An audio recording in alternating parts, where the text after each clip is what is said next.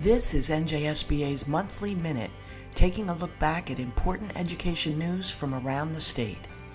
In last month's general election, voters in New Jersey school districts went to the voting booths to fill over 1,500 school board positions. Over 2,000 candidates filed to fill those spots. In addition, on Election Day, the voters approved the state's $500 million Securing Our Children's Future Bond Act. $350 million of that is earmarked to expand vocational technical programs and improve security in school buildings. Another $100 million will go to upgrade water quality in schools.